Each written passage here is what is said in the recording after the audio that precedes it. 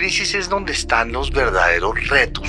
Uno no trabaja para que haya crisis, y uno lo que trabaja es para solucionar crisis, y ojalá no hubiera crisis. O sea, las crisis son un sitio donde la tierra te coge y te saca diferente. Tú eres una persona mucho más completa. No lo busqué, no es que me guste, pero pucha, lo más formativo, la crisis de mi amigo, la crisis del 84, la crisis del 98, las crisis familiares, son momentos donde uno se forma, y por eso esa frase de que nunca desaproveches una crisis es muy verdadera, ¿no?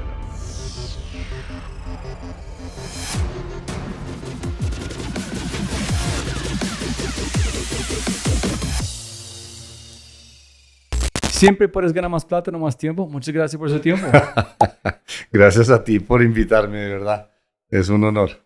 Yo quiero tu opinión, una opinión fuerte, si tienes, o blandito o blandita, sobre un tema particular. Yo no entiendo en este país cómo es posible que si un empleado es terrible, tú tienes que pagar a esta persona. Y tú dijiste que tú debes que liquidar a alguien por como 1.500 millones de pesos. ¿Cómo puedes crecer un país? Yo no entiendo. ¿Ese es muy gringo? ¿Hay un beneficio de tener para los trabajadores? Sí, yo creo que hay un tema cultural que es, en Estados Unidos hay un poco la actitud de que llegan a tu oficina y dicen, tú te vas ya.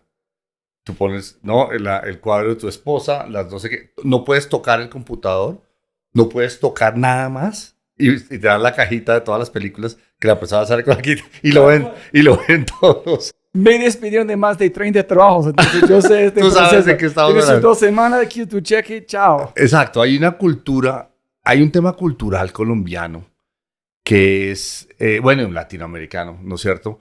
Incluso lo estaba pensando en estos días. Tú ves que Adam Smith habla de la simpatía, de la cordialidad. De hecho, el origen de la mano invisible fue los sentimientos morales. El que vende el pan quiere tener una relación cercana. Pero fíjate que la simpatía que habla Adam Smith es diferente de la simpatía de América Latina. La simpatía de América Latina es, no te puedo decir que no te puedo ofender. Estados Unidos te dicen, tú eres malo para tu trabajo. Otra persona lo puede hacer mejor. Esa es la puerta, y yo voy a contratar a alguien que lo haga bien. Y ya, y la otra persona dice, pues me está haciendo un favor. Probablemente este no es el sitio donde va a estar. En Colombia, si te llegan a decir eso es un problema, digamos, personal, anímico, laboral, en fin, siempre y cuando sea dentro del respeto. Entonces, ¿qué pasa? La legislación laboral y los jueces laborales siempre se inclinan por el trabajador, lo cual probablemente... digamos, hay una sensación de que es que los empresarios tienen una relación, digamos, asimétrica, inequitativa contra los trabajadores, pero es muy paternalista. En cambio, en Estados Unidos me da la impresión de que este es un trabajo, es una relación, yo lo contraté para hacer un trabajo, le pago tanta plata, lo hace bien, lo hace mal, se lo digo, y somos sinceros, digamos, la cordialidad no va en contra de la sinceridad franca, pura, dura, ¿sí? Al punto que aquí, entonces, dado que la legislación laboral y los jueces se inclinan siempre por el trabajador, aquí o en Venezuela abusaron de eso de manera impresionante. Entonces tú no llegas al punto de no poder despedir gente. Llegas al punto de que tienes que dar indemnizaciones muy grandes. Y sí, es un paternalismo laboral que pues debe tener unas razones sociológicas muy profundas, pues que no es el caso, tampoco soy sociólogo, pero sí hacen que el que va a contratar tenga que tener mucho cuidado, ¿no? Porque para salir de una persona vas a tener un caso muy complicado. Entonces ahora vamos al caso que tú te refieres. Tú te refieres a que cuando yo estaba en Ecopetrol había una persona que tenía una muy mala reputación. Yo sabía de él desde antes porque había estado en la junta 5 años antes, y era alguien que en la junta directiva teníamos identificado como alguien que era nocivo. Es más, probablemente deshonesto o había unos indicios fuertes de deshonestidad. Falta de integridad. Falta de integridad. Yo vuelvo en 2015 ya como CEO, como presidente de Ecopetrol. Bueno, al mes, 2 meses, 3 meses voy a Los Llanos y lo veo por ahí. Entonces le pregunto yo al vicepresidente de producción, ¿y este hombre por qué está aquí? Entonces me dice, no, él está manejando un campo petrolero, un activo inmenso de la compañía. Y dije, pero ¿cómo este tipo está aquí? No, porque es que este es como el Siberia. ¿Me entiendes? O sea, en vez de sacarlo de la compañía, lo premiaron. Lo sacaron de Bogotá, lo mandaron a Siberia, ¿sí? Pero el señor se ganaba un montón de dinero. Entonces yo le dije, ese señor es un ejemplo terrible para toda la compañía. Porque si más o menos todo el mundo sabe que él, vamos, hay serias dudas de deshonestidad, ese señor no debe estar en la compañía. Me dijo, sí, pero no está comprobado. Le dije, sí, pues yo no lo quiero en la compañía. Entonces, sáquenlo. Ahora, para eso hay que darle una indemnización. Tú no puedes, ¿no? En Estados Unidos o acá hay que pagarle, liquidarlo, ¿no? ¿Cuánto se le debe de salarios, vacaciones, cesantías? Y eso costaba, dado que una persona que ha estado mucho tiempo en la compañía, costaba 1.500 millones de pesos. Entonces yo dije, pues sí, o sea, es más costoso tener en Ecopetrol, destruye más valor el hecho de que una persona que no debe estar esté en la compañía, eso es más costoso que lo que vale la indemnización. Indemnícelo y simplemente... Y mira, ese día yo creo que Ecopetrol se dio cuenta que estaban pasando cosas, porque esos casos son muy visibles. Cuando la gente ve ese personaje y dice, se fue, dice, bueno, aquí la gente que hace las patrañas y que se comporta mal no se queda. Entonces, ese es el caso al que tú te refieres. Pero no te enfermaste pensando que yo tengo que pagar por alguien mal. Es cuando yo tengo que premiar a alguien que... Pero en este caso no era un premio, era la... ¿Cómo no? No, porque era lo que la ¡Es legislación... plata! Sí, pero ojo, acuérdate que no estaba comprobado, que hubiera hecho las cosas de las cuales había muchos rumores que había hecho. Entonces, para sacarlo, tú te tienes que regir por la legislación laboral, necesariamente. La legislación laboral dice, para una persona tiene unas cesantías, unos salarios, unas indemnizaciones, etc. Y bueno, tienes que cumplir la legislación, no puedes incumplir la legislación. La legislación, como te digo, es bastante garantista para el trabajador. Bueno, eso tiene causas sociológicas. Pero no sabes de profundas. origen cuando empezaron tenemos que proteger a las personas al favor como hasta consecuencias de una empresa en el patrimonio de un país. Mira, esa es una reflexión muy buena y la trae un gringo. Quiero decir, si uno llega a decir esas cosas en Colombia es como usted odia a los trabajadores. ¿Sí? Usted... No, yo amo los... No, pero yo también yo odio... ¿Sabes qué? Odio la gente en las empresas que no hacen nada. Sí, que se aprovechan. Esperando a alguien van a dar como un pago gigante por irte. Es que en vez de irte ganando un Super Bowl, ellos esperan para ser el peor de su equipo. Todos odian. Así que, gracias por su tiempo. Hacer una fiesta aquí es un montón de plata por hacer absolutamente nada. Entonces, ¿cómo vas a irte a una empresa después de darte todo en esperar una plata por no hacer nada? Ahora, Pero estoy juzgando, poniendo una opinión fuerte solamente. El caso general, porque estamos diciendo, digamos, hay una empresa que mantiene, en principio, una empresa que funcione bien, no mantiene gente que ni siquiera cubre su salario. Un trabajador tiene que producir y de ahí tiene que haber utilidades y tiene que haber un rendimiento para la empresa, ¿no es cierto? Si el trabajador es un zángano, que es lo que tú describes, es una persona, digamos, perezosa, nociva, que en últimas destruye valor, está destruyendo valor de la empresa tiene que, por cultura, tan pronto como pueda, salir de ese trabajador. ¿Qué hace ese trabajador? Y en Ecopetrol, ¿qué me pasó a mí? Ese trabajador muchas veces se sindicaliza. Yo cuando llegué a Ecopetrol, había 4 sindicatos. Cuando salí de Ecopetrol, había 10 sindicatos. Entre 20 o 30 personas se sindicalizaban. Los líderes de un sindicato no los puedes despedir. Ojo, no los puedes despedir. Es más, te conté el caso más absurdo que me pasó a mí. Como a las 2 semanas, yo tenía mucho miedo por la integridad y la corrupción y eso. Entonces llamo a la directora de ética, directora de ética. Después yo ascendí el cargo a vicepresidente. Eso casi era director. Y le dije, bueno, no me acuerdo ni cómo se llamaba, ni quiero acordarme, como dice el Quijote. Y le digo, bueno, fulanita, ¿vamos a arreglar esta empresa, sí o no? Sí, presidente, por supuesto. ¿Vamos a resolver todos los temas y esos rumores que hay, que están por todos lados? Sí, presidente, bueno, cuénteme todo lo que sabe. Cuénteme quién, cómo, cuándo, dónde. Usted es la que sabe todo. Uy, no, presidente, no me obligue a eso.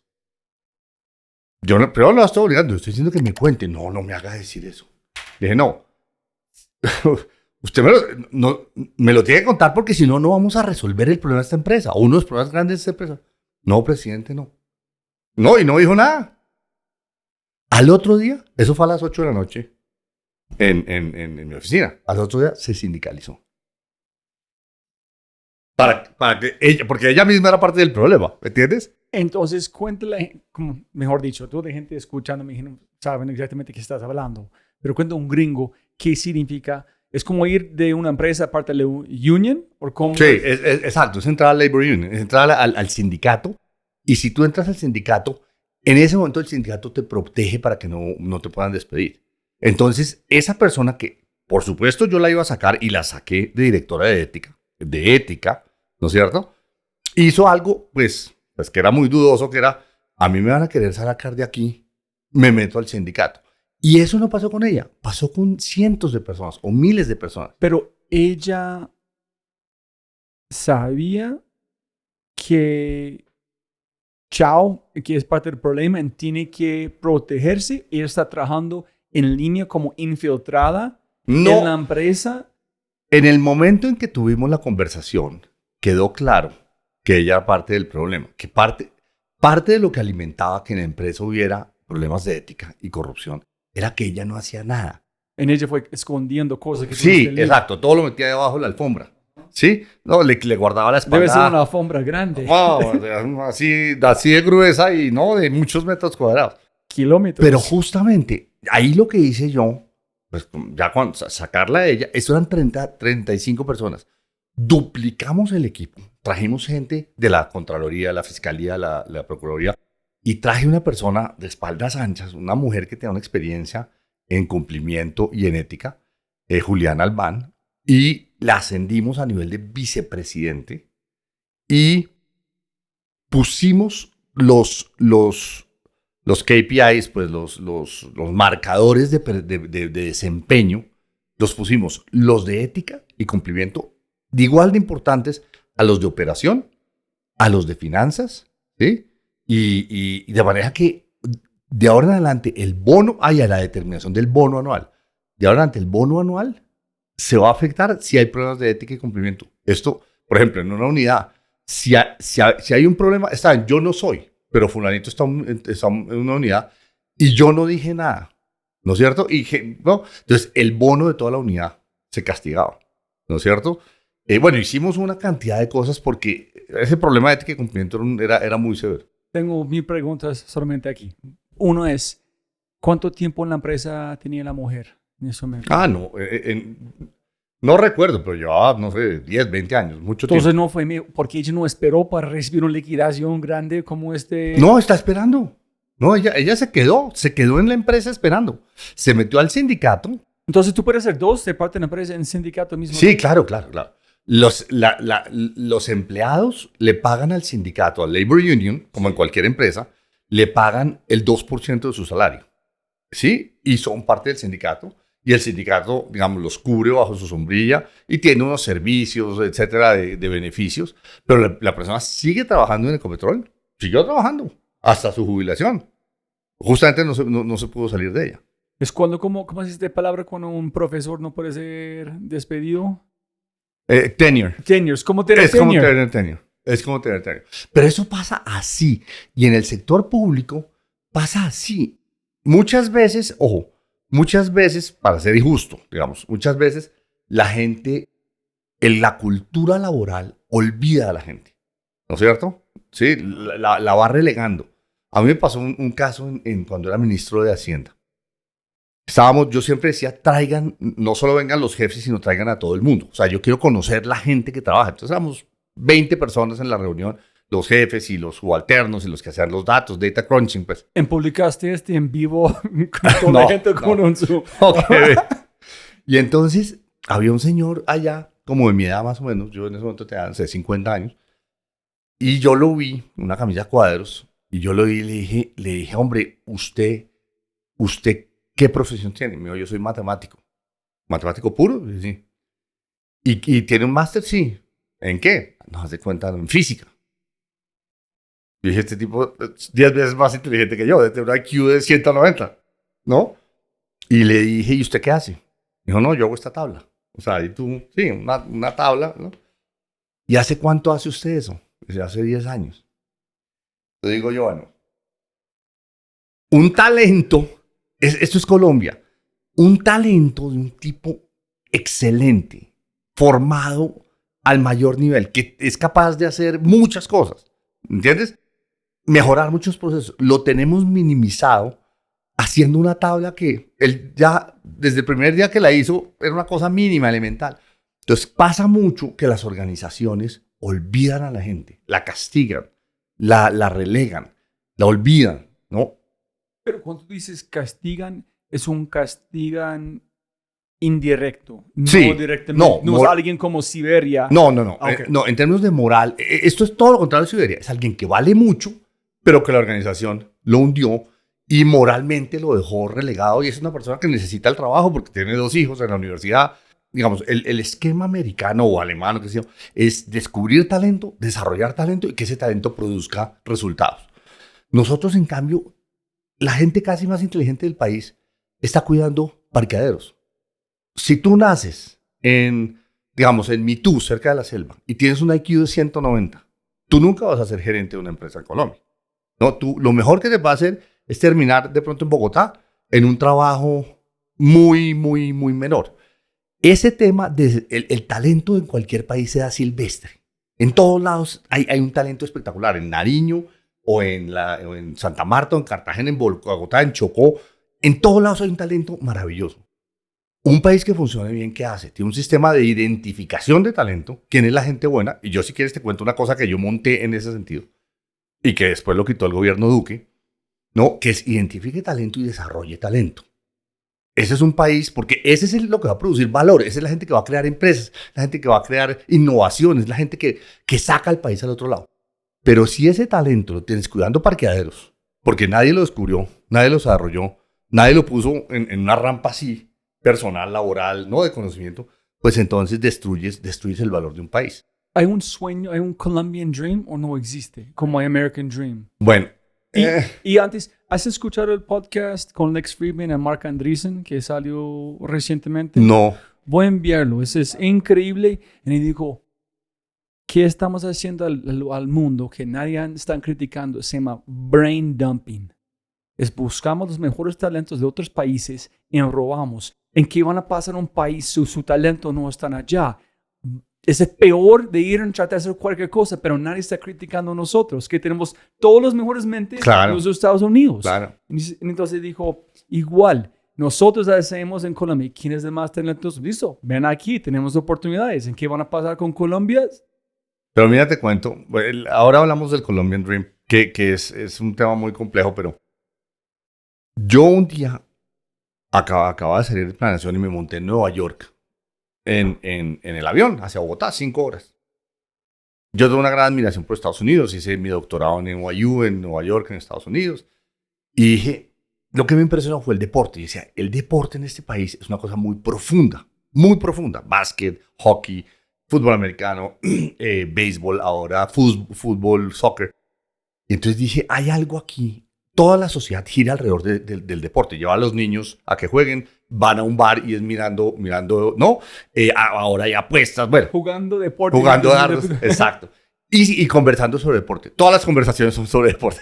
El small talk is the weather, not so much. Deporte sí, todo el tiempo. ¿No? ¿Qué pasó con los Dodgers ayer? ¿Qué pasó con los Kansas City Chiefs? Etcétera. Y todo el mundo tiene que saber. Si no, no estás in the loop. Entonces yo me monté al avión y dije, bueno, ¿cuánto valdría un sistema en que descubriéramos el talento deportivo en Colombia? ¿Sí? Y que hubiera competencias como en Estados Unidos. Dentro de los colegios, en los barrios, en los municipios, en los departamentos, como los estados, y después nacional. Y me dije 5 disciplinas deportivas. Entonces, fútbol, básquet, voleibol, atletismo, qué sé yo. Tantos municipios, tantos niños. No hay tantos millones de niños, tantos municipios, no sé qué. Metimos, por ejemplo, porrismo, los cheerleaders, ¿no? Porque las mujeres hacen mucho cheerleading a los 12, 13, 14 años. No tanto atletismo, qué sé yo. Bueno, en fin, 5 horas tenía una calculadora. No de estas, sino de las de botoncitos de esa época, porque esto hace 20 años o más. ¿Sí? Entonces era botoncitos, y con un cuaderno amarillo. Antes de aterrizar, llegué al número, $35 millones. 35 millones de dólares. Con 35 millones de dólares yo monto un sistema de deportes que en 5 disciplinas deportivas, y puse 3 académicas, Usé inglés, español y matemáticas. También muy el sistema americano, que es English and Math, ¿no? Y ahí, ¿no? Inglés, y a inglés, no. Bueno. Dije, 35 millones de dólares, esto no es nada. Yo ya había estado en planeación. El gobierno se gasta inmensas cantidades de dinero en muchas cosas imbéciles. 35 millones de dólares para un país como Colombia. Bueno, me esperé, eso fue en el 2003. El 2010 llegué al Ministerio de Hacienda. Yo tenía la idea, se la presenté a los congresistas. Pero cuando llegué como ministro, yo le dije a Santos, al presidente Santos, le dije, el sistema de deporte del país. Vamos a montar esto. No con deportes ni los intercolegiados. Este sistema. Pero espera, 2 detalles antes. Cuando tú armaste ¿cuánto tiempo pasó antes de presentarlo? 6, 7 años. ¿Y tú tuviste solamente como una servilleta o tú tuviste...? No, yo tenía ya, lo pasé a... Pero cuando tú supiste que puedes presentarlos cuando empezaste a armarlo o tú armaste el... No, yo lo armé motu propio porque quería que Colombia imitara a Estados Unidos en deportes y después sumé en conocimiento. Y lo dejé en mi... ¿Ya tuviste el listo para sacar? Sí. Cuando ganamos las elecciones, 6 años después, ganamos las elecciones con Santos, yo soy ministro de Hacienda y yo le dije a Santos, una de las primeras cosas, la primera cosa que le dije es deporte. La primera, porque yo hice el programa para el gobierno. Todo el programa. Lo hicimos con mis socios. ¿No es cierto? Entonces, deporte. Él dijo, sí, listo. Bueno, llegué al gobierno y monté esto. Mira, empezamos con 600,000 niños. 600,000 niños de todo el país. Pero, ¿cómo escogiste los barrios, los municipios? No, todo el país. Pero no dijiste, probablemente en Antioquia pasaron esto, la mayoría, tuvimos en cuenta los mejores por un case study. No, porque era, no, porque la idea era que esto funcionara por todo el país. Entonces, ojo, el niño que ganaba en competencias intramurales, en los barrios, en los municipios, luego el departamento, pues el estado, y luego nacional, eran como 5 competencias. Entonces, digamos, un equipo de fútbol, ¿sí?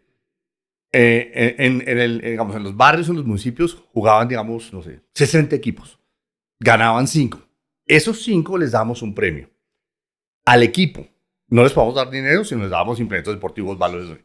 Al entrenador le damos un premio en plata. Y al colegio le damos un premio. Para que el rector, el entrenador y los niños y los papás todos estuvieran alineados en que esto es importante. El premio era pequeño cuando ganaban al principio. Después ganaban en la ciudad o en el municipio. El premio era más grande. Después ganaban en el estado. El premio era más grande. Y después ganaban en la nacional. En el nacional los traíamos hasta Bogotá. La gente, yo tuve indígenas de Mitú en la frontera con Brasil que vinieron y con Venezuela, que vinieron primero 6 horas en canoa. Ganaron. Los montamos en un avión, bueno, a los 15 días, qué sé yo, los traímos a Villavicencio. Eso sí me decía, nunca hemos montado en un avión. ¿Qué es un avión? Llegaron a Villavicencio, oh my goodness, ¿qué es esto? Bueno, así, después las de departamentales, pues en Villavicencio, y después en Bogotá las finales. Y el presidente fue a la premiación, imagínate, y yo organizé un partido con las estrellas del fútbol. Cuando tú presentaste, ¿cuánto tiempo ejecutarlo? ¿Cómo organizarlo? Mira, duramos un año, yo lo presenté tan pronto empezó el gobierno. La gente no me entendía. La ministra de Educación me decía, no, esto no está dentro de los programas. Le digo, no, es que yo le voy a dar 35 millones de dólares. Yo le voy a dar esa plata. No, pero si no lo hace, no le doy nada. O sea, yo le doy su presupuesto, pero este dinero es para hacer este programa. Se llamaba, yo le puse supérate con el deporte, ¿sí? Y supérate con el saber. Eran 3 cosas académicas, 5 deportivas, que terminaron son 7 deportivos. Espera. Cuando tú presentaste, ¿fue como grillos, un búho? No, al principio sí. No, o la gente, unas personas, sus ojos están brillando como vos. Una persona que fue la que desarrolló todo, porque ella me cogió la cosa así, era una persona de Coldeportes, que era de tercer nivel en Coldeportes, o de segundo nivel tal vez, no, de tercer nivel en Coldeportes, una mujer espectacular, María Claudia Muñoz, y ella me dijo, sí, yo estoy de acuerdo, lo vamos a hacer. Entonces yo dije, esta es la mujer que yo necesito una sola persona que diga sí, ¿no? Entonces, claro, ya conocía el entramado en Coldeportes, a la ministra de Educación yo era el ministro de Hacienda, el que te da plata, entonces no puedo hacer muchas cosas. Llegamos a tener 3 millones de niños. 3 millones de niños. Te voy a contar una historia. Obviamente había gente de Supérate por todo el país. La guerrilla secuestró al de Supérate como la serranía de San Lucas. El tipo lo secuestraron, no, miércoles, ¿qué? Llegó allá al campo guerrillero, a donde el comandante le dijo, vea, felicitaciones, esto es lo que hay que hacer en este país. Nosotros lo apoyamos muy bien, sigan así. Y lo dejaron ir. Y los paramilitares, por allá también en Córdoba, secuestraron al de Supérate y le dijeron, esto es lo que hay que hacer en este país. O sea, de pronto, el talento. ¿Sabes quién ganó la competencia de inglés? Una niña de Popayán, de Cauca, cerca, en el Pacífico. ¿Sabes quién ganó matemáticas? Un niño de Tame en Arauca. O sea, yo decía, el de matemáticas no se lo ganaba a los colegios de Bogotá, ni los colegios de Medellín. Todo el mundo participó. ¿No es cierto? Bueno, hay colegios, los colegios de pronto más gomelos de Bogotá, no más, ¿no? Pero, o sea, para mí lo fundamental primero, era el sistema americano en que el equipo que gana se mantiene. No hacemos una selección de lo mejor del departamento o lo mejor del municipio, sino el equipo es el mismo que va y gana las nacionales. O sea, el equipo de un colegio puede ganar la nacional, pero es el mismo equipo del colegio, ¿sí? No es que dejas a los buenos, sacas a los malos, no, es el mismo equipo. Entonces la gente cuando volvía lo recibían en un carro de bomberos. ¿Me entiendes? Cuando las de Pitalito ganaron las porras, el porrismo las dieron en Pitalito, William. No, o sea, yo decía, eso es Colombia, eso es transformar un país, eso es la igualdad. O sea, es una vaina espectacular, ¿no es cierto? Bueno, llegó el siguiente gobierno, ¿qué hizo? ¿No? Como hace todo en Colombia, ¿no es cierto? Lo tachó, quitó toda filosofía, porque así la filosofía era coger los niños desde chiquitos, ¿no? Primero, 3 categorías, infantil, juvenil, mayores. O sea, a los mayores les pagamos la universidad, a los que ya estaban saliendo del colegio. El gobierno lo llamó Sacúdete y lo volvió cosas de baile y ¿entiendes? Esa no era la filosofía. La filosofía era poner, ojalá, a 9 millones de... Mi meta, sueño Colombia, tu pregunta. Mi meta era poner a 9 millones de niños colombianos, que es la gente que hay en todo el país, ¿sí? Todos los niños del país, a hacer deporte. Ahora, los que no, pues podemos hacer teatro o canto, porque hay mucha gente que no quiere hacer deporte.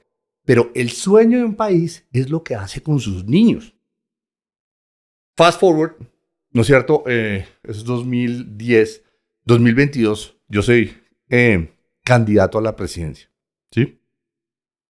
Recorriendo el país, por todas las ciudades, Neiva, Santa Marta, Bucaramanga, bueno, todas las ciudades del país. ¿Qué me encontré yo a los niños y a los papás?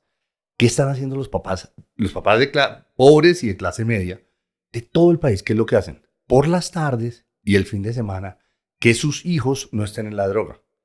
Pero para hacer eso tienen que estar encima de ellos organizando competencias deportivas de fútbol, de básquet, y encima de los niños, los papás, para que los niños hagan deporte. Fíjate el problema del país, el problema del sueño Colombia, que es el sueño de un papá con sus hijos, al final del día, ¿no es cierto? El problema de un país que es que hacen los hijos, pues los hijos van al colegio de 7 de la mañana a 2 de la tarde. De 2 de la tarde a 8 de la noche, tu hijo se te puede perder en la droga, se te puede perder con malos amigos. Entonces, el sueño de un país es qué hago con mis hijos. Pues que el colegio sea bueno, primero, pero después en las horas que van de 2 a 8, que son 6 horas, que el hijo esté haciendo cosas buenas, estudiando, haciendo deporte, no sé qué. Un país bien constituido es un país que le da las mismas oportunidades a todo el mundo de usar bien su tiempo y de ser lo mejor que puede hacer. El deportista, el matemático, el escritor, el ingeniero, que puede hacer. Eso es un país. Eso es soñar con un país. Es una cosa muy concreta. Es los hijos. Los papás solo piensan en eso. En la campaña política a mí me impresionó. Lo que me encontré por todo el país era papás trabajando, pues ocupados con sus hijos haciendo eso. Entonces fíjate que el sueño de un país es una cosa muy concreta, son los hijos. Ahí es donde hay que ser un país. Ese tema bueno, lo aprendí, lo soñé cuando te digo en esta cosa de supérate, lo llevé a cabo, pero después me encontré que el país está dedicado a eso. Los políticos no, los economistas no, pero los papás sí, y los hijos sí. Y la batalla verdadera de Colombia es la batalla entre el microtráfico y la droga en los barrios, en todos los barrios y todas las calles del país, y la batalla de los papás y los niños de que sus hijos no se le pierdan ahí, curiosamente. Voy a poner 2 pins allá. Uno sobre la presidencia, que regresamos. y otro opinión sobre Trump y Elon Musk y qué está pasando en los Estados Unidos.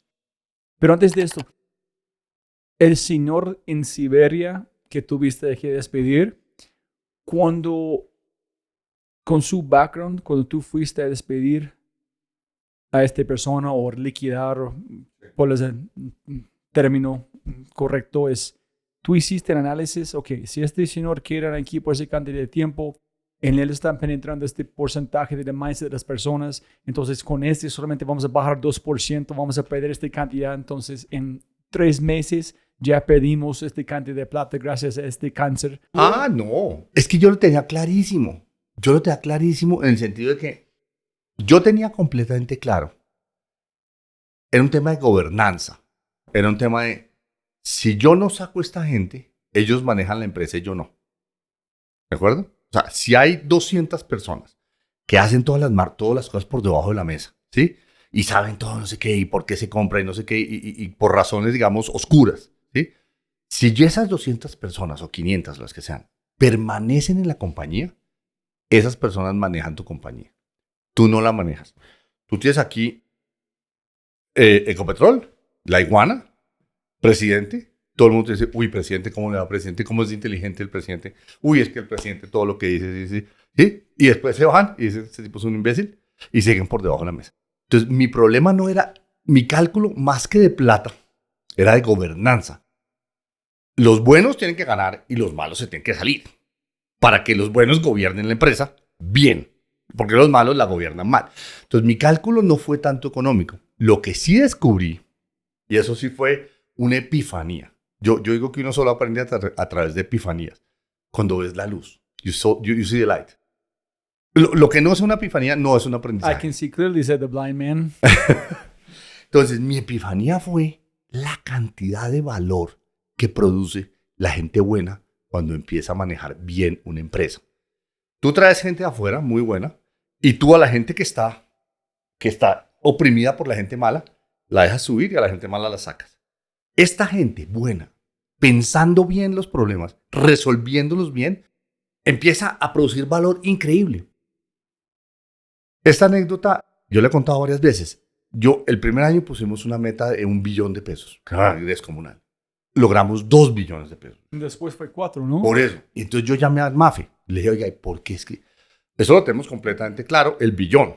Pero el otro billón, ¿por qué? Y después 2, 4, ¿por qué ese extra? Y me dijo, yo creo que es esa cosa de ética que usted está haciendo. Ella era la CFO. Fíjate. Y yo le dije, ¿sabe qué? Yo también creo que es eso. Es darle a la gente buena el poder para hacer cosas buenas. Ahí está la clave de una organización. La clave de una organización es los que ganan las batallas. George C. Marshall, después de ganar la Segunda Guerra Mundial, que él le ganó a Hitler, ¿no? Pues obviamente Eisenhower fue el que hizo el día D, ¿sí? Y Patton fue el que le ganó a Rommel en el norte de África, ¿sí? Pero el que organizó todo fue George C. Marshall en Washington, ¿ok? George C. Marshall decía, pues FDR no lo dejó ir porque él quería la gloria de entrar a Europa, al continente y ganar. Pues ¿quién no? O sea, después Eisenhower fue presidente, no él, ¿no?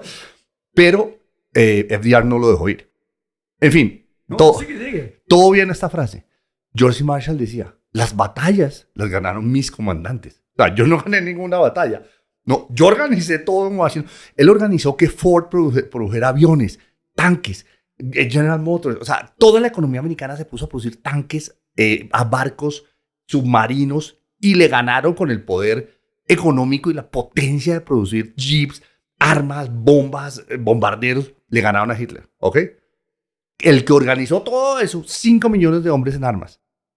La producción, todo Ford, General Motors a producir todo para la guerra, y todo Estados Unidos, el que organizó eso fue Marshall, ¿no? Pues con la gente de Washington. El que ganó la guerra fue él. Pero las batallas no las ganó él. Las batallas las ganó Eisenhower, Patton, etc. Entonces, ¿qué pasa en una organización? Uno no es el que gana las batallas. Fueron mis vicepresidentes y después los gerentes de los activos y después los supervisores.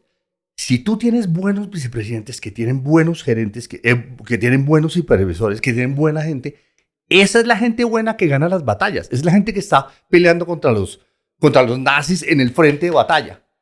Tú organizas eso. tú organizas un sistema de bondad, un sistema de eficacia, un sistema un sistema de mística, un sistema de que vamos a ganar. O sea, si esto es así, vamos a ganar. O sea, llega un momento en que tú dices, miércoles, esta vaina está bien organizada. Este es un buen ejército. Aquí hay tanques, aquí hay carros, aquí hay jeeps, aquí hay generales buenos. Así es que se ganan las batallas. Es gente buena haciendo cosas buenas. Esa es la clave. ¿Has leído el libro Genghis Khan, Making of the Modern World? Sí.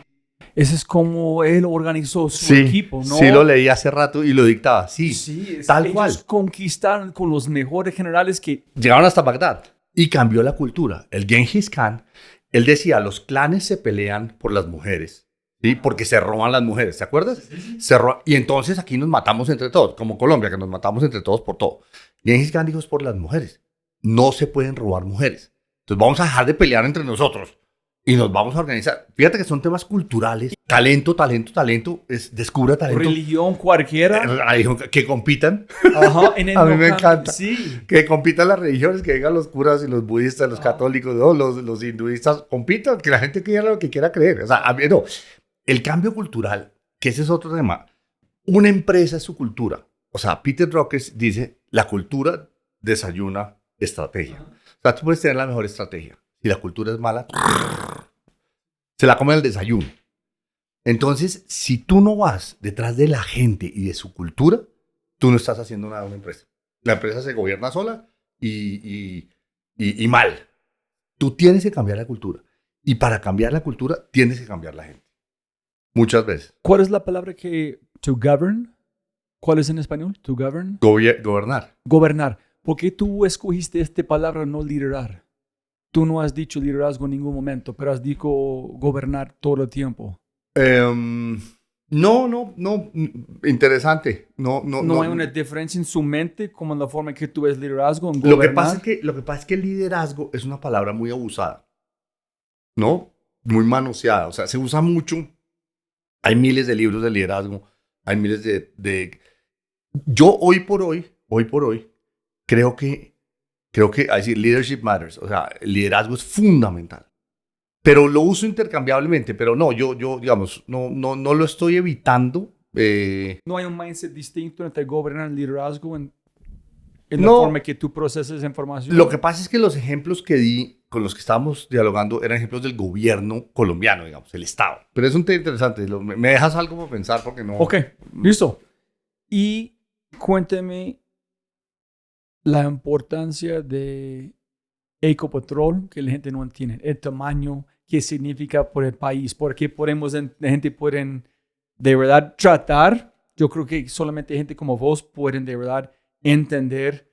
Es como cada vez que yo aprendo de Ecopetrol, es like, holy shit, ese es un monstruo. Sí, pero déjame, te voy a dar una pequeña síntesis de historia de Colombia económica. Ok. Nosotros llegamos, pues todo el mundo llegó a Colombia, llegamos entre el 1500 y el 1800. Y Colombia era un país con mucha malaria y muchos mosquitos. Pues claro, una gente se quedó en las costas, pero la gente que se metió por el país, una gente se quedó al lado de los ríos, qué sé yo. Pero mucha gente se subió encima a 1500 metros, como hay tanta montaña, es pura montaña este país. Entonces la gente se subió a 1500 metros por encima huyéndole a los mosquitos.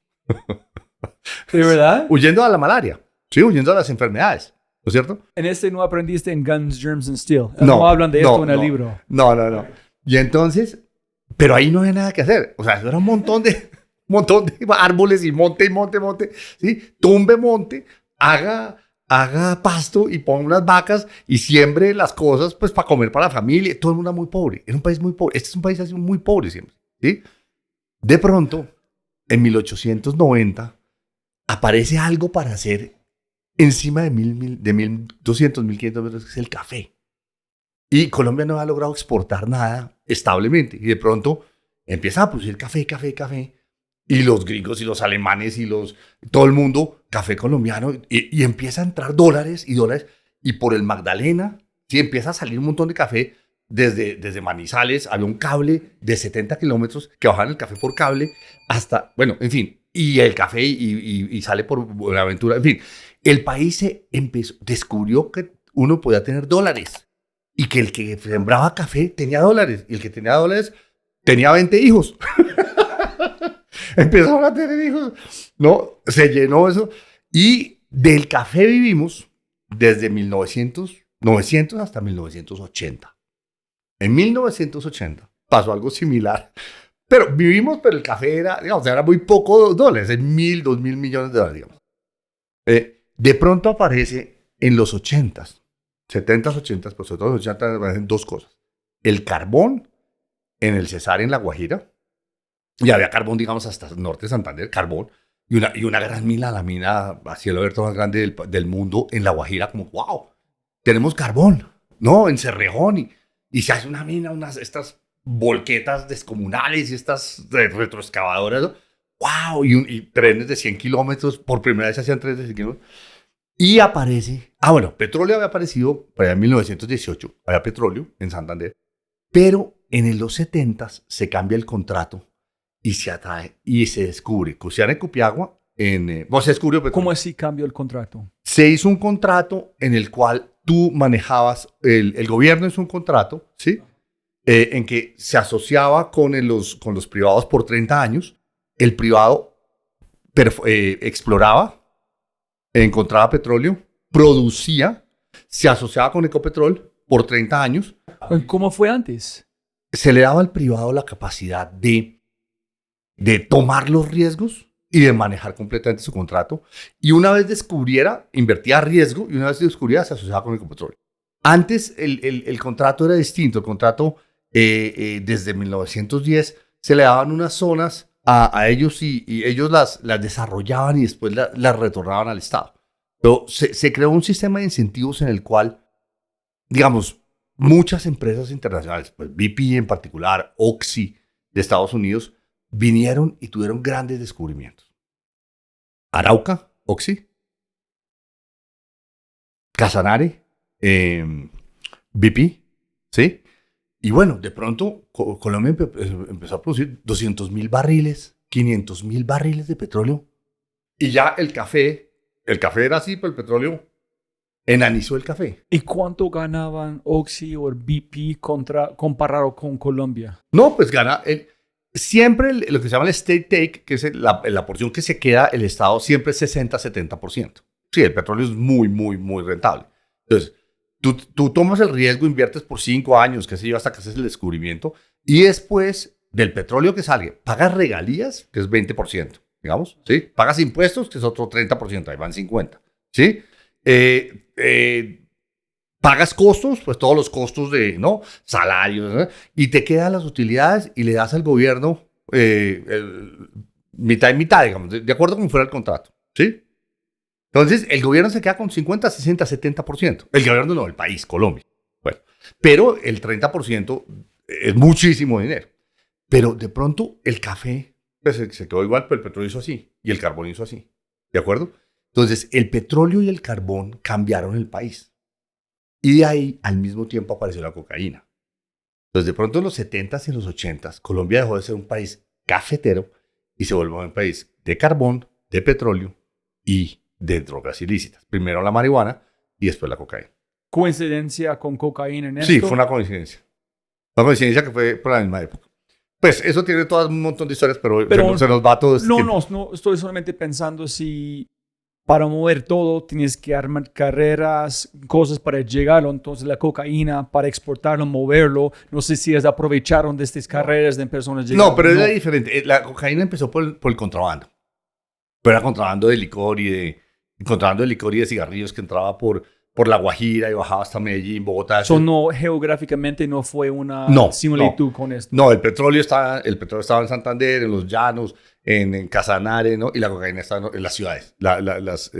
Primero estaba en Bolivia y Perú, la traían. Pero entonces Colombia dejó de ser... El café siguió en el mismo tamaño, pero de pronto el país descubrió 3 fuentes, una ilegal, cocaína, y 2 legales, inmensas de dólares. Entonces, la Colombia de los últimos 40 años es una Colombia, pues tú vienes ahora y todo el mundo tiene energía eléctrica. Todo el mundo, y 100% cobertura de energía eléctrica. La cobertura del acueducto son 80%. La educación primaria y secundaria es para todo el país. La gente no lo ve y Petro y su gente nos han convencido de que este país es un desastre. No, Compare este país con 1980. ¿Qué era este país? Hoy hay carreteras. Hoy hay las ciudades, vas a Armenia o vas a Pasto. Y esas son ciudades pues con un montón de infraestructura, con problemas, por supuesto, problemas siempre hay. Pero bueno, el país, de pronto, el petróleo nos cambió y el carbón nos cambiaron el chip. Bueno, con muchas consecuencias. El petróleo se maneja en Bogotá. El café se manejaba en la zona cafetera. ¿De acuerdo? La plata, los dólares del café eran de los cafeteros. Los dólares del petróleo son del gobierno. Porque son de Oxy y de, ¿no? Por todas las compañías, y de pues, Exxon. Pero la plata grande se queda en el gobierno, en impuestos, en regalías, en dividendos de Ecopetrol, ¿de acuerdo? Que estaba asociado con las compañías. Entonces el gobierno de pronto se llena de plata. Y entonces un montón de gente dice, uy, toda esa plata. Entonces los políticos descubren que el mejor negocio está en el gobierno. Porque tú empiezas a manejar un montón de contratos y por eso también surge la corrupción. Y eso pasó no solo en Colombia, en toda América Latina. Con tanto crecimiento económico, empieza a haber muchas oportunidades de corrupción y de manejar mal. Digamos, esas dos cosas van par y paso. Es triste, pero es así. Bueno, y es así en China, y es así en Estados Unidos, y es así en Alemania. Digamos. Cuando la economía empieza a crecer y el Estado empieza a crecer, pues también un montón de gente empieza ahí a morder de eso. Pero bueno, tu pregunta, me alargué con sí, este entonces, contexto.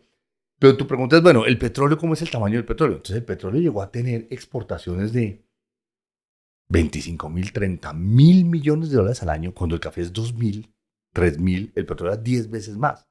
El carbón, 5.000, 6.000, si el precio está más alto puede ser 8.000 millones, ¿sí? Y empezaron a aparecer las flores, y empezó a aparecer servicios, turismo. Colombia en los últimos 50 años, 40 años, 30 años, ha crecido espectacularmente. Entonces, el petróleo ha sido una parte fundamental de esa historia. Hoy se lo quiere presentar como que el petróleo es malo. Petro y su gente, uy, el petróleo es malo, hay que abandonar el petróleo. Eso para mí es un despropósito, es una estupidez. O sea, un país pobre como Colombia, que descubre que puede pasar del café al carbón, al petróleo, a las flores, ¿no? Tiene que hacer todas esas cosas al tiempo, ¿me entiendes? Tú no puedes escoger este negocio sí, este negocio no, porque la gente que no haga eso, probablemente mucha se va a hacer cocaína, ¿no? Entonces, tú tienes que tener una economía legal que le sirva a mucha gente. Y el petróleo trajo un poco de eso. Tú, antes de Ecopetrol, fuiste muy consciente del poder en el impacto de petróleo en Colombia. Cuando tú estás trabajando en Colombia, tú fuiste muy consciente del poder, de importancia, que tú te sentiste inconscientemente o subconscientemente como una conexión con Colombia en el petróleo, o solamente fue un dato económico que tú usaste para hablar. Digamos, yo dictaba clase, entendía la economía y entendía la transformación que estaba teniendo Colombia, pero la verdad la profundidad de que yo muestro aquí, de lo que es Ecopetrol, funciona en 200 municipios. Y si tú vas por el país, Ecopetrol irriga por todo el país una cantidad de economía, tecnología, ingenieros, contratos de todo tipo, transporte, vivienda, catering. Bueno, o sea, Ecopetrol es un sistema capilar económico impresionante en Colombia. Digamos, los economistas bogotanos nos la pasamos entre la séptima, en la calle Sexta hasta la calle 124 y de la calle Caracas a la calle, ¿sí? Estamos muy encerrados aquí, somos muy ombliguistas, ¿no? Nos miramos el ombligo todo el día. Y el país es otra cosa. Ese país de Ecopetrol, o ese país del carbón, o el país de la agricultura, o el país bueno, el mismo país del café, es un país que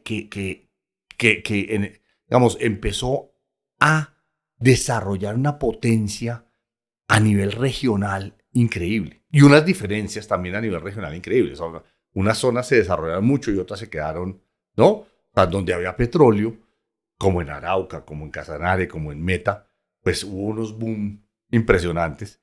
Y también después ¿no? Como una crisis, ¿no? O sea, manejar eso es muy difícil. Es como, es como la fiebre del oro. Es lo mismo, ¿no? ¿Tu amor por la naturaleza nació gracias a Ecopetrol? ¿Entender? ¿Fue antes? No, eso sí. De niño, yo, mi papá vivía en Villavicencio, que queda 3 horas pues, bajando. Y él tenía una finca prácticamente en la frontera. Mi papá siempre fue un hombre de frontera. Mi papá decía que él era un montañero, de montaña, pues ¿no? de la cordillera central, pero arriba, pueblos ya en la frontera. Entonces mi papá no le gustaba las ciudades. Él se sentía como incómodo y se fue a vivir a Villavicencio. Él era abogado ahí, pero su finca era una finca en la frontera, una finca en una zona muy... pues, ya hoy no es lejos, pero en esa época eran 12 horas, digamos, ¿sí? Entonces, yo cuando chiquito, a los 6, 7, 8, 10 años, 12 años, yo iba a los llanos, a la finca de mi papá, que era una finca pequeña, no era una finca de 35 hectáreas, pero eso era increíble. Entonces, a mí lo que me descubrió la naturaleza fue visitar los llanos y vivir en los llanos 1, 2 meses. Yo estuve con mi hermano, él tenía 15 años y yo tenía 8, él me lleva 7. Estuvimos 1 mes y medio solos con un agregado que era un señor ahí que cuidaba solos, todos los días ahí con calor y jugábamos ahí como béisbol, manejábamos unos marranos, pero era maravilloso. O sea, yo hoy de los mejores recuerdos de infancia que tengo son ese 1 mes y medio solos allá, él y yo. Entonces, ahí tú estás todo el día, los micos pasaban a las 5 de la tarde, de 5 a 6.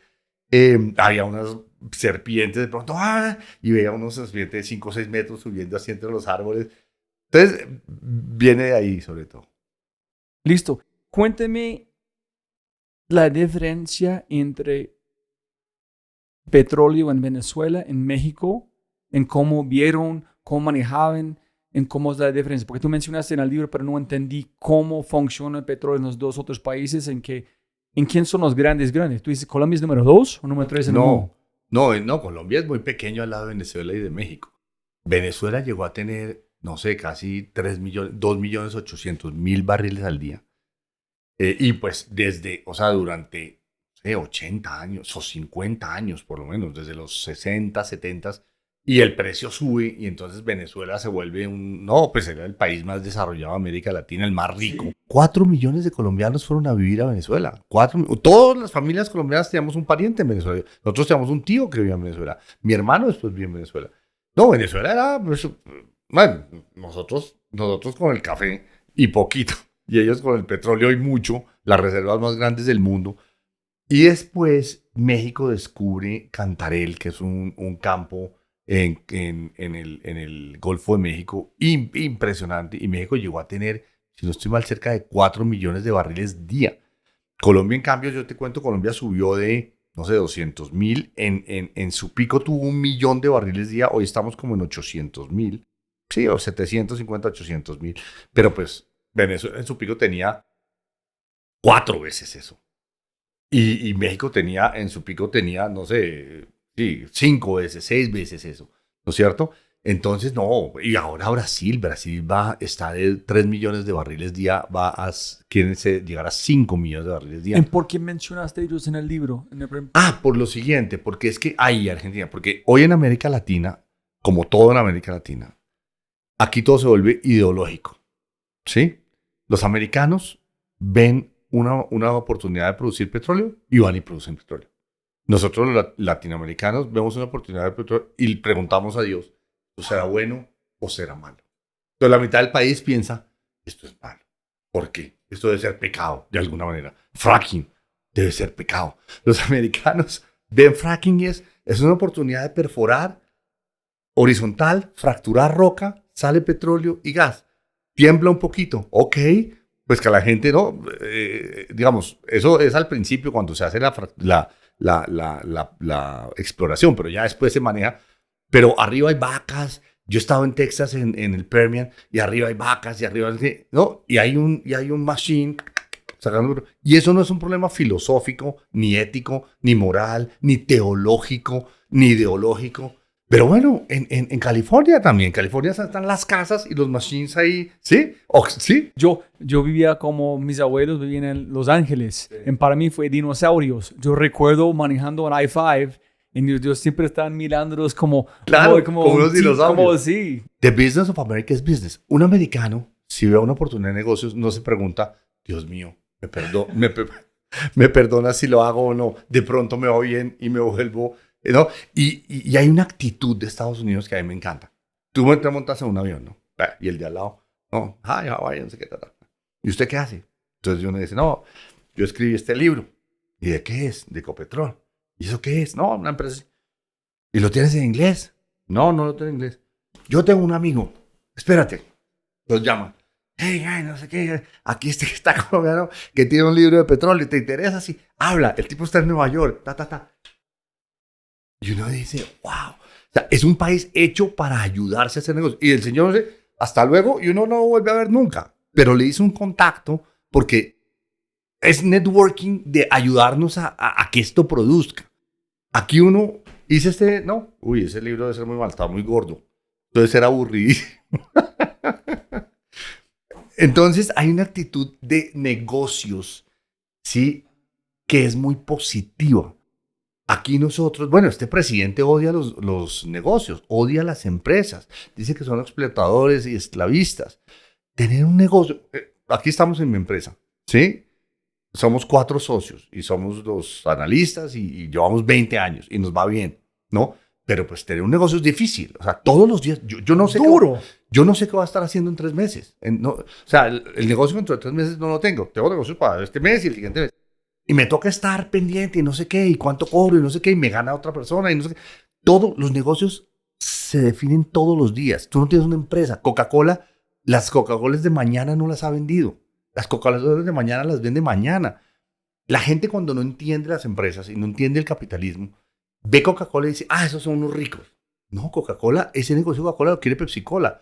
Lo quieren los del agua, los quieren los de los jugos, lo quieren los de las cervezas, los quieren los de la leche. Todo el mundo está peleando por la barriga. Por la barriga, ¿no? Entonces, los líquidos, eso es a muerte. A la yugular. Cuchillos. No, el negocio es algo que tiene que sobrevivir todos los días. Todos los días. Uno no sabe cuánto vender mañana, la próxima semana, el próximo mes, el próximo año. Aquí en Colombia parece que la gente tuviera un negocio. Y ya, es un tipo que no merece eso. Si le va bien, de pronto no se lo merece. Hay una especie de duda, de escepticismo, que es muy nocivo. Pero ¿por qué llegamos a hablar de eso? Ya me perdí. En fin. Yo no sé por qué terminamos hablando de esta parte, pero hay una... No, de Venezuela, de México, la percepción de entonces, esto. Sí. Entonces, tú dijiste en Colombia. Entonces, la percepción que es... ahora en América Latina, el petróleo que le sirve a los sauditas, que le sirve a los noruegos, a los chinos, a los rusos, a los americanos, hay 2 visiones en América Latina. Colombia y México no quieren mucho el petróleo. ¿De acuerdo? Fracking en México es una mala palabra. Está prohibido el fracking. ¿No es cierto? Sí, la producción solo la puede hacer Pemex, que es una empresa pública, muy ineficiente, la más endeudada del mundo. Petróleo con privados, bueno, digo mal porque yo estoy en una empresa privada que produce petróleo. Yo estoy en un fondo de capital privado en México. Pero pero no es... Colombia y tiene una actitud ideológica en contra del petróleo. Un poco. Y el fracking, ¿cierto? Tú vas a... Venezuela estrelló el petróleo. Tú vas hoy a Brasil o Argentina y ellos están abrazando el petróleo. Entonces hay 2 visiones encontradas. ¿Sí? Una, los argentinos, los brasileros, buscando más petróleo, producir petróleo. Eso nos sirve para salir de pobres. Y la de los colombianos, un poco los mexicanos, los venezolanos, que es escepticismo y es ahogar el negocio. Sí, de ahí fue que salió esa discusión. A mí me parece completamente irracional en un país pobre como Colombia decir uno que uno puede prescindir del petróleo. Se me hace completamente irracional, ¿no? Listo.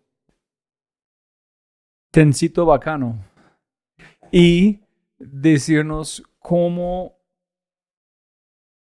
Dame más detalle cómo recibiste la oferta, cómo empezaste a pensarlo. Porque tú dijiste, también podemos tocar aquí, de crisis, ¿qué hiciste antes de llegar a Ecopetrol? Y me preguntan, cuando cuentas las historias, vivir la crisis, me imagino, gobierno nivel, no tienes piel en el juego.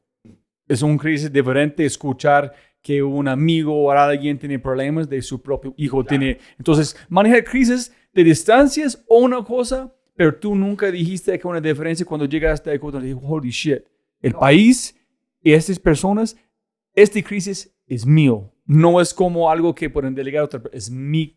Yo tengo ese dueño de esta crisis. Muy diferente. Yo creo. Es que mira, yo primero me volví por azar del destino, no que lo hubiera buscado ni nada, ni nada. Una persona que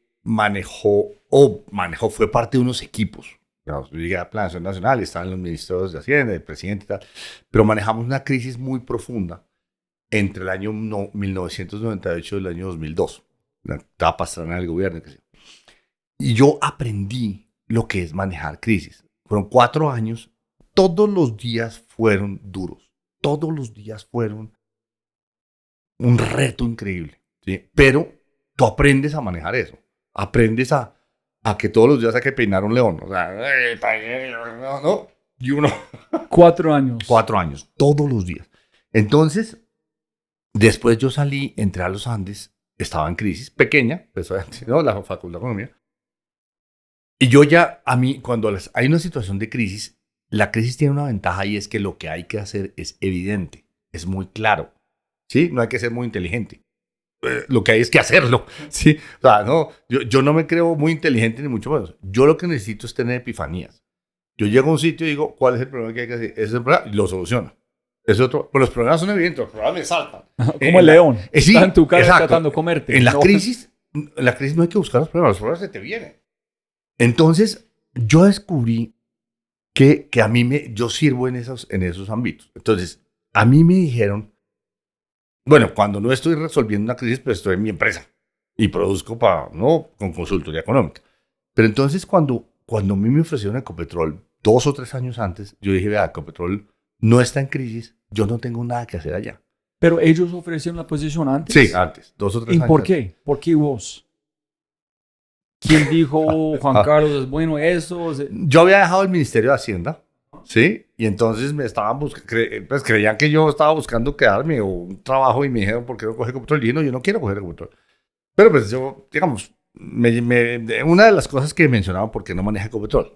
Cuando me salí del ministerio, y dije, no, allá no me van a parar bolas, nadie me va a atender. Listo, entonces tú dijiste, no, porque no fue crisis. Sí. ¿Qué voy a hacer sin crisis? No, yo no soy petrolero, no soy administrador, yo no, digamos, yo lo que sé es manejar crisis. Entonces, cuando surge el precio del petróleo se cae de 100, 120 a 50, 40, ya todos estos ingenieros y estos geólogos, geofísicos, todos los abogados y todos los administradores en Ecopetrol dicen, no, necesitamos salir de esta crisis. Y ahí yo tengo algo que decir.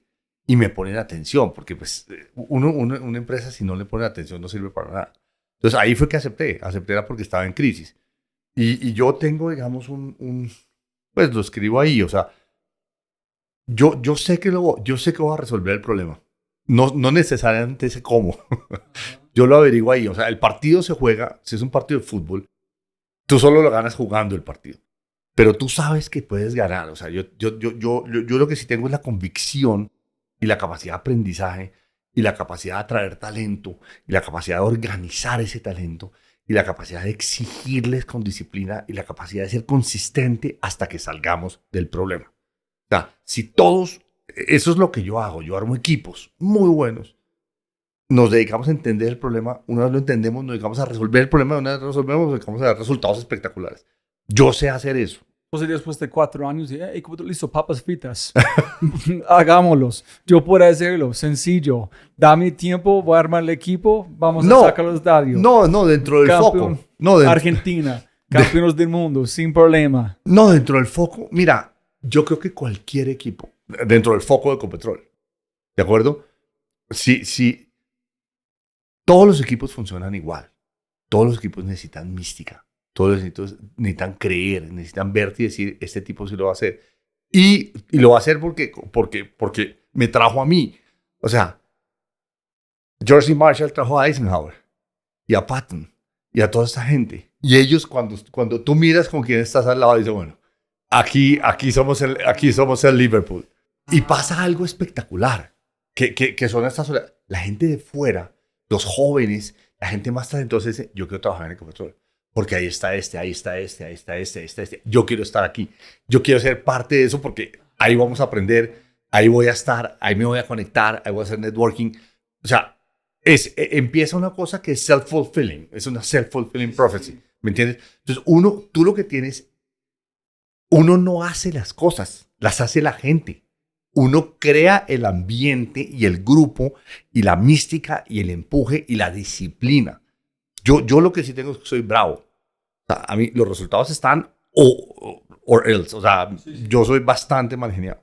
¿No es cierto? Entonces, aquí estamos haciendo esto. El que no esté haciendo esto no trabaja aquí.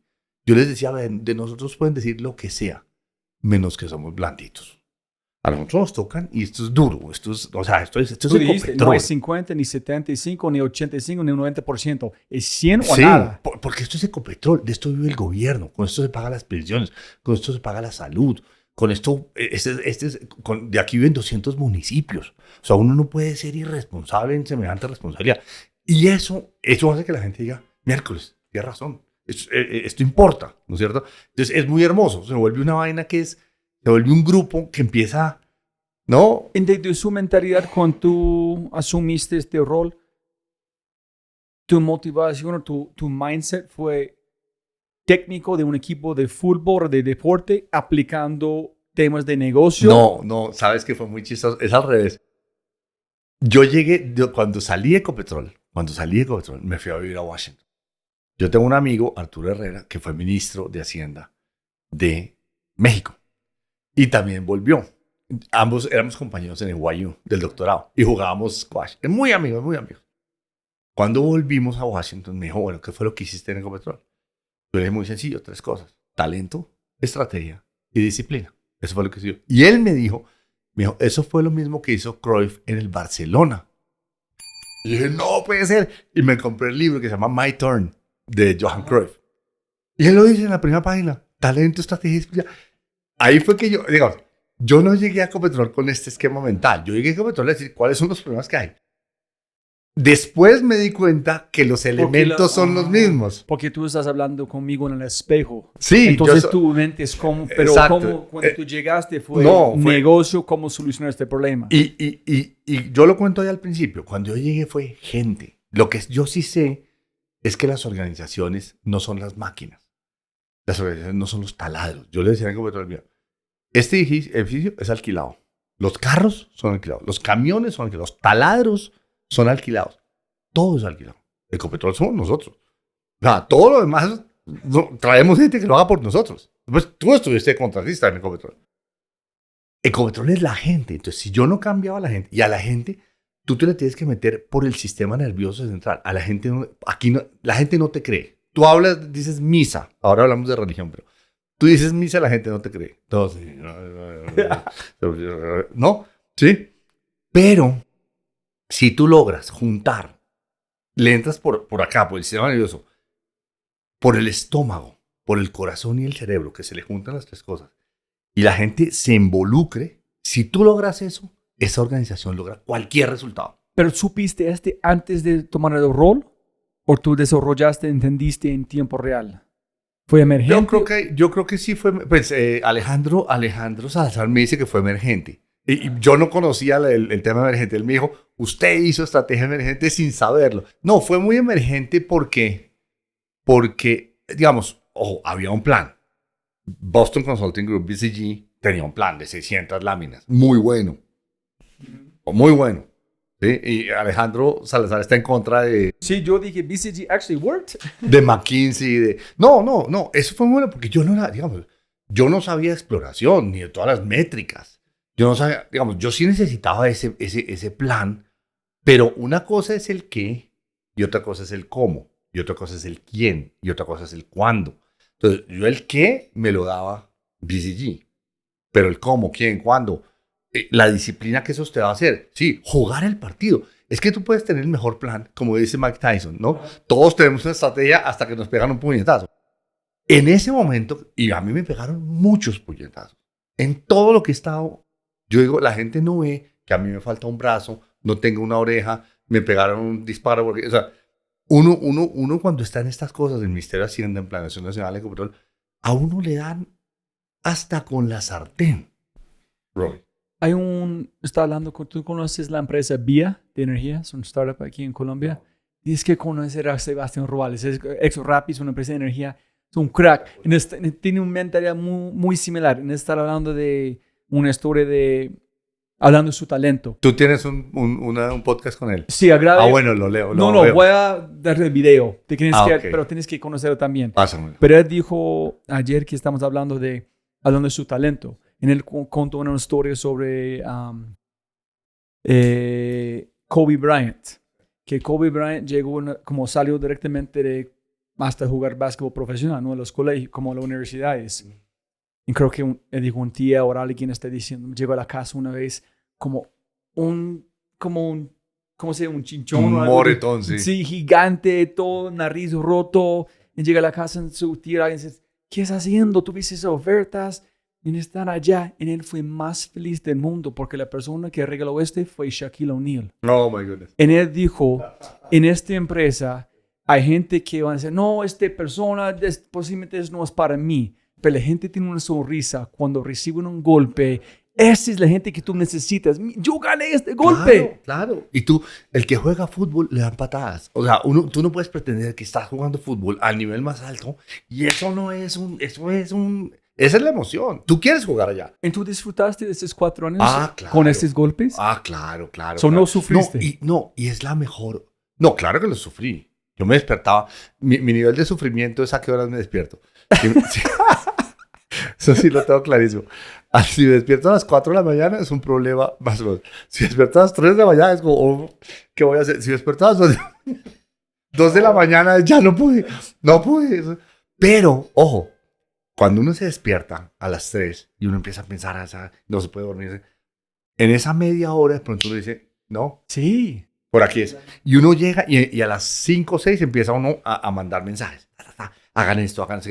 A las 8 de la mañana ya todo el equipo está funcionando. Y a las 11 uno dice, ya tenemos el problema más o menos entendido. O sea, eso es lo que llamo mística. El problema, o sea, tú tienes que estar involucrado en el problema. Tienes que estar metido con el problema hasta aquí. Y la gente tiene que sentir eso. Y todo el mundo, si todo el mundo siente, y los puede, y tomamos agua, y nos vamos a ahogar todos. Pero si todo el mundo siente eso, empiezan, no, venga, no sé qué, y alguien tiene una idea y el otro tiene una idea. Y es esa dinámica de grupo la que hace ganar batallas. No es uno. Es esa capacidad de resolver problemas. Yo creo que la esencia de todo es resolver problemas. Uno tiene que darle gracias a Dios todos los días. Y yo le decía en el comentario a todo el mundo eso, dele gracias a Dios por sus problemas. Porque si no hubiera problemas, no le pagaban el sueldo. A todos nos pagan. A mí no me paga el sueldo por ir a ver a mis hijos jugar fútbol el domingo, que es lo que más me gusta en la vida. ¿No? A mí me paga el sueldo es por resolver problemas. Entonces, afortunadamente hay problemas. ¿Sí? Porque entonces hay algo para hacer y me pagan el sueldo. Entonces, los problemas, uno todo el día dice, problemas, yo tengo este problema. Los problemas son los que nos constituyen. O sea, ahí sí es cierto. Dios, yo les decía, ¿por qué Dios nos hace cometer equivocaciones? Pues si Dios es tan querido y tan justo, pues uno debe acertar en todo. Porque la única forma de aprender es con las equivocaciones. Dios sabe que lo único que lo forma a uno es equivocarse y meter la pata hasta aquí y sacarla, ¿no es cierto? Sí, y decir, o sea, problemas, equivocaciones, ¿no? Ese es donde se constituye uno como ser humano. Por eso es que yo creo que las crisis a mí es lo que me gusta. Porque las crisis es donde uno conoce quién es. Antes de estos 4 años, ¿tú viste los problemas como regalito de Dios? Entonces, cuando tú empezaste de recibir tantos problemas, tú empezaste, ¡Navidad! No, mira, la verdad es que cuando yo me gradué, un amigo mío se suicidó. Un tipo que tenía todo en la vida, ¿no? Inteligentísimo. Tenía plata. Tipo un pintoso, pues, con las mujeres, ¿no? Tenía todo, ¿no es cierto? Y él se suicidó. Y... ¿En Colombia o en los Estados Unidos? En Colombia. aquí estudiando en los Andes. ¿En qué año fue esto? 84. Aunque porque mi mentor Diego Parra se suicidó en 2016. Y yo entré a trabajar al Banco de la República. A mí eso me generó una crisis muy profunda. ¿Sí? Y me fui a estudiar filosofía en España y bueno, en fin. Pero, ¿Filosofía fue una consecuencia de eso? digamos, a mí me gustaba la filosofía, pero en ese momento tuve una epifanía y dije, yo no estoy, o sea, yo quiero irme a seguir en filosofía. ¿Para buscar respuestas o Sí, mejores sí, sí. preguntas? No, ambas, digamos, y para salirme un poco, digamos, hubo muchos componentes, pero ahí cuando entré a trabajar al Banco de la República antes de irme, Colombia estaba en la crisis más terrible. Y ahí fue donde, digamos, yo nací como economista en medio de una crisis. Yo fui parido en medio de una crisis. mi parto fue una crisis económica. Y después, en el gobierno Pastrana, fue otra crisis. Y ahí fue que yo me di cuenta y dije, las crisis es donde están los verdaderos retos. Uno no trabaja para que haya crisis y uno lo que trabaja es para solucionar crisis. Y ojalá no hubiera crisis, digamos, ¿de acuerdo? Pero después, esos 4 años, todo el equipo que somos esta compañía salimos de esos 4 años, ¿de acuerdo? En el gobierno pastoral. Y como que nos formaron tanto, o sea, yo entré como técnico, salí como director de planeación. Y fue tan formativo, tan enriquecedor. Conocí tanto el país, conocí todas cosas, pensiones, salud, vivienda, que dije, wow, es imposible hacer esto en condiciones normales. Las crisis son un sitio donde como la tierra te coge y te saca diferente. Tú eres una persona mucho más completa. Entonces, eso es lo que a mí me pareció impresionante. No lo busqué, no es que me guste, pero pucha, lo más formativo que hay bueno, la crisis de mi amigo, la crisis del 84, la crisis del 98, las crisis familiares. Son momentos donde uno se forma y por eso esa frase de que nunca desaproveches una crisis es muy verdadera, ¿no? ¿Y no crees un poquito narcisístico buscar crisis, en buscar los problemas, es que en pensar que yo... No, yo no las busco. No, yo no las busco. No, yo los problemas te buscan. Con mis hijos, no, con mis hijos y con eso. No, y digamos, yo después de Ecopetrol, pues tengo una vida muy normal, digamos, ¿no? ¿No te sientes un vacío? Yo te quiero saber, es como No. persona de fútbol, un Tom Brady.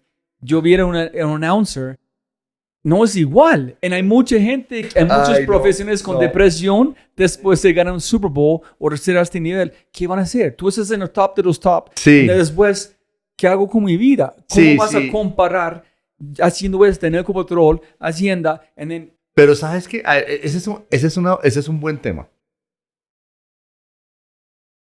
A mí me pasa una cosa. Y es que yo no... Digamos, yo llego a un sitio y digo, bueno, ¿qué es lo que hay que hacer aquí? Aquí hay que decir tal y tal cosa. Y está bien, ¿no? Y yo le saco el gusto a las cosas. Digamos, yo no soy pesimista. Yo no soy un hombre pesimista. No, parece. Entonces, yo un poco, digamos, hoy ¿qué hago yo? Yo me levanto y hablo en radio, en Caracol, ¿sí? Todas las mañanas. Si tú me hubieras dicho que después de Ecopetrol yo iba a estar en radio, de hecho, qué cosa más rara, nunca he estado frente a un micrófono. Me llamaron. Oiga, usted las cosas difíciles las explica fáciles, ¿no? Como economista. Pues sí, yo, ¿no? Llevo 30 años enseñando.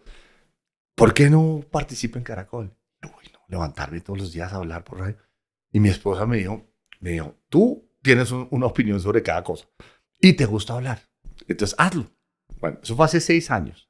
Llevo 6 años todos los días hablando en Caracol. Y se volvió parte de mi... Bueno, lo hago todos los días. Me toca pensar qué voy a decir mañana, de hecho. ¿Sí? Entonces, y lo abracé como algo nuevo. Tomé un curso en Washington, en el Writers Center, que se llama Writing for Radio. ¿No? O sea, chévere, ¿no? ¿Cómo se escribe para radio? ¿Cuál es el tono? ¿Qué es esto, no? O sea, algo... porque la clave decía... La clave de la radio es que la gente sienta esto. Que yo te digo, mira, Robbie, lo más importante que Ecopetrol fue tal cosa. Si ese tono se logra en radio, la gente se conecta. Es como, ¿sí me entiendes? No es la cosa acartonada, no sé qué. No. Entonces yo decía, increíble. O sea, el tono de la radio es muy parecido a dictar clase. Dictar clase para mí es en los 3 primeros minutos del semestre. O sea, cuando dice, si tú llegas y tú hablas, el tono de voz, lo que dices, lo que impacta, la gente dice, aquí va a pasar algo. Y la gente dice, esto está chévere, aquí nos va a pasar algo. Y tú enganchas a la gente, ¿no es cierto? Si tú llegas y dices, saquen el cuaderno, vamos a hablar del petróleo. El petróleo en Colombia. El petróleo en Colombia es dos tipos, petróleo pesado, petróleo liviano. Tú dices, no, man, aquí nos aburrimos todos. Entonces, yo trato de, por temperamento, como de ver el lado positivo de los temas. Entonces, no, yo me fui a Washington a vivir con mi esposa y llegué allá, duré como 1 año y medio ubicándome. Me dediqué a escribir una novela, se llama En sitios más oscuros. Duré 15 años escribiendo esto. Pero esto ya al final, mi esposa me dijo, yo cobro los costos de la casa, dedícate 3 meses, 2 meses a sacar la novela. Ya estaban no, te la voy a regalar. Entonces, mira, yo llegué a Washington después de Copetrol a escribir una novela. Esto, ¿no? Y duré 1 año, fue una experiencia espectacular. Entonces, bueno, ya... ¿No sentiste un vacío? No inventaste un crisis de escribir el libro para hacer un crisis. No, escribir una novela es una crisis. Sí, entonces para mí es normal. Sí. No tuviste crisis, inventaste uno. O Sí, tu esposa regaló uno en crisis. Es cierto. Sí, digamos, se fueron desarrollando cosas y sin crisis, pero uno se inventa sus pequeños retos y sus pequeñas crisis. Y bueno, yo tengo 3 hijos, ¿no? Hay que sacar 3 hijos adelante y eso es un reto bien grande, ¿no? Entonces, sí, yo no tuve, la verdad no me sentí huérfano de Ecopetrol y de la gran empresa, no, yo no me sentí huérfano. No, es como si me dices, tú estás ganando jugando en el Super Bowl. Ganaste. Sí. Entonces, después, ¿qué? Oh, sí, pero es que eso... ¿Qué otra empresa van a darte este regalo de este problema con estas personas listo a buscar un líder, llevarlos a un campeonato en su país? Es como... Sí, eso no se repite. Y yo ya trabajar en el gobierno tiene muchas cosas que, o sea, tú terminas con investigaciones 5, 6, 7 años. Ahí me llegó hoy una cosa de la BBC de Londres que está haciendo investigación y que no sé qué, que hace 7 años o 8 años mataron a una persona en Magdalena Medio y que porque hablaba del fracking y que entonces que yo qué sé, dije, pues yo no tengo ni idea, lo lamento mucho, pero no, y está haciendo, o sea, trabajar en el gobierno tiene unas consecuencias muy duras. O sea, tú quedas culpable de todo, ¿no es cierto? Entonces... Es que yo puse aquí es, ¿cómo es posible liderar o gobernar una empresa cambiando el país, mejorando en todo que hacen, en toda la gente odian? Sí. No, es que hay una cultura muy, muy antropófaga. O sea, nosotros comemos gente, nos devoramos nuestros propios hijos un poco. Digamos, uno hace lo que pueda por el país y la gente es muy agresiva, es muy duro, sobre todo en el gobierno, pero incluso en otro sentido del sector privado también.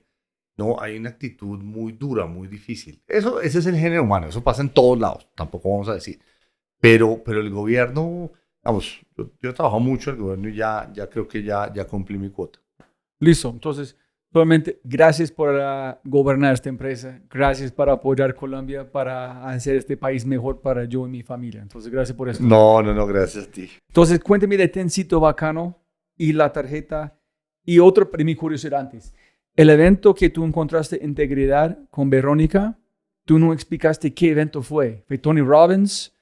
Tú dijiste, fuiste en donde lloraste, entonces, por favor, cuénteme. No, eso sí fue, yo no sé, mi esposa había estos seminarios de 4 días, ¿no? De 3, 4 días que te encierran en un salón. Como Tony Robbins. Sí. Lloramos, pero sí, ¿qué sí, fue? Sí. ¿Quién fue? No, yo ya ni me acuerdo cómo se llama, pero una cosa se llamaba Transformation y había otro nivel que se llamaba Leadership. Y es eso que te encierran como 80 o 100 personas y alguien expone y te dice y te agrede y no sé qué, y apagan las luces y te gritan. Y yo fui sobre todo porque mi esposa, una amiga de ella vivía en Nueva York y el esposo de ella era el presidente de T-Mobile. En esa gente era el presidente de Global Crossing, después fue el presidente John Legere. Y entonces yo dije, bueno, si John Legere, que es una persona tan seria, va a esto, pues yo también. Y fui, y fue duro, no es que me guste, Pero ahí salió, lo que sí me quedó fue lo de integridad. Me encantó esa definición de integridad, que lo que uno dice es igual a lo que uno hace. Me encantó. Es muy simple, muy sencilla, pero te fuerza todos los días a que cada que hablas estás en un juego de integridad.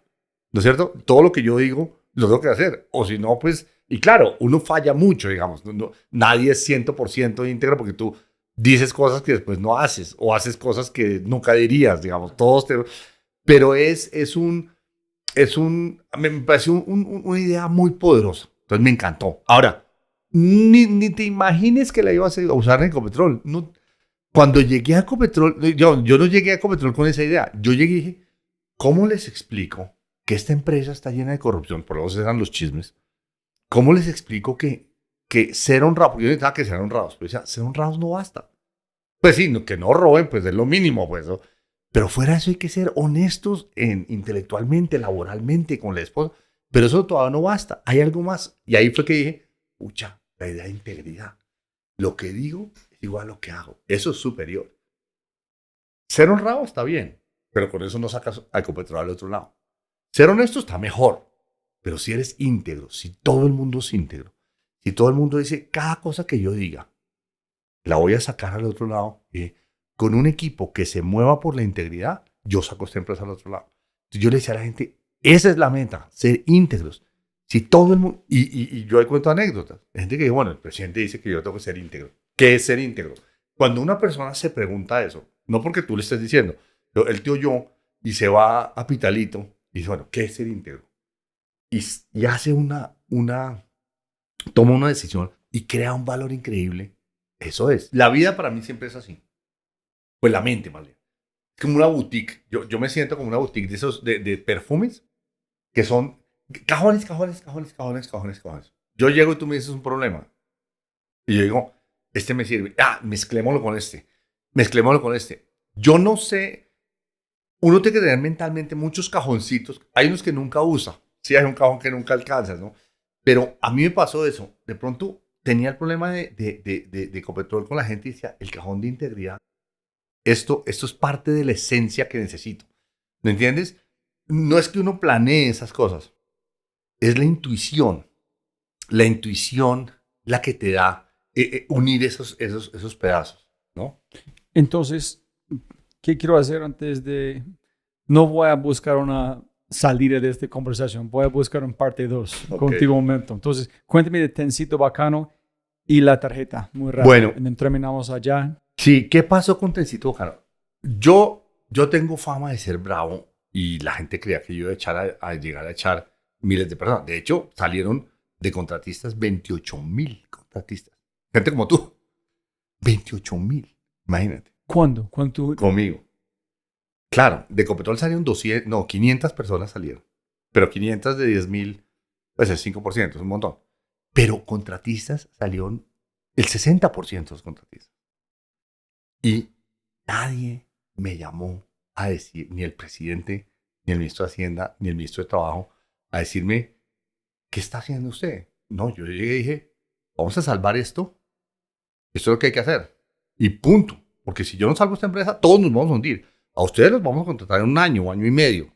Yo primero salvo la empresa y después, pero hoy no los puedo contratar. Salieron 28,000 personas. O sea, cuando yo digo que esto es duro, es que es duro. Y yo paré, cerramos campos, o sea, renegociamos 4,000 contratos. En fin, tú llegas así, la gente se pone así. Todo el mundo está tenso. Y ahí me acordé, de nuevo, el cajoncito. Todo el mundo está tenso. Y me acordé de Higuita. Yo no lo planeé. Dije, Tencito Bacano. Higuita, saliendo a jugar al partido, le preguntan, ¿no? ¿Cómo se siente Higuita en el Mundial de Fútbol, el arquero de la Selección Colombia? Higuita, ¿cómo se siente? Dice, tensionadito bacano. Yo lo puse tensito después, pero dice, tensionadito bacano. Y dije, esa es la actitud. Hay que estar tensionados porque todo es tensionante. El precio se cayó, vamos a negociar contratos, están saliendo no sé qué, todo es terrible. Pero es bacano. Siento lo positivo. Yo no te voy a cambiar el tensionadito. O sea, yo te voy a tensionar más todos los días. Te voy a joder la vida hasta que resolvamos este problema. ¿No? Y eso son cosas muy duras. Pero esto es bacano, esto es Ecopetrol, vamos a salir de este problema. Entonces el tencito bacano es, es ese yin y yang, ¿sí? Que hace que tú te levantes y digas, ya cruz, esto probablemente está muy difícil, pero con este grupo, con esta cosa, ¿me entiendes? Saca al otro lado y quieres jugar el partido. Quieres que le pasen el balón. O sea, yo quiero estar entre los 11. Sí, es Liverpool contra... Nosotros la selección Colombia vamos a jugar con Alemania. ¡Ah! ¡Qué mejor! Nos pueden meter 8-0. Vamos a ver.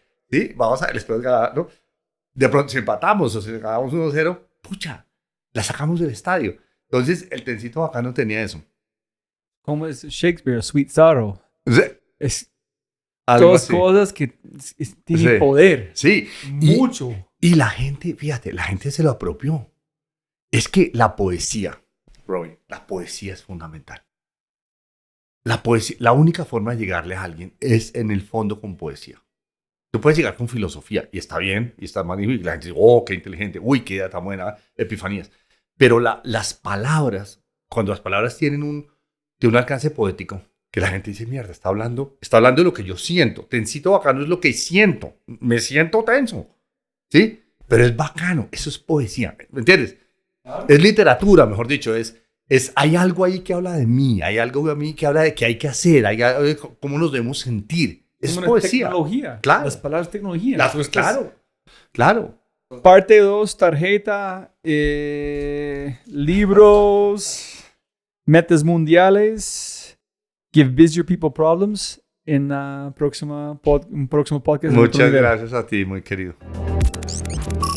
Siempre puedes ganar más plata, pero no más tiempo. Así, si tienes un momento, por favor, suscríbete y deja una reseña en Spotify. Échale un vistazo, dale like y suscríbete en YouTube. Y como siempre, si te gusta el podcast, déjale un hermoso mensaje para los invitados. Con ese dicho, nos vemos en el próximo episodio. Chau, chau, chau.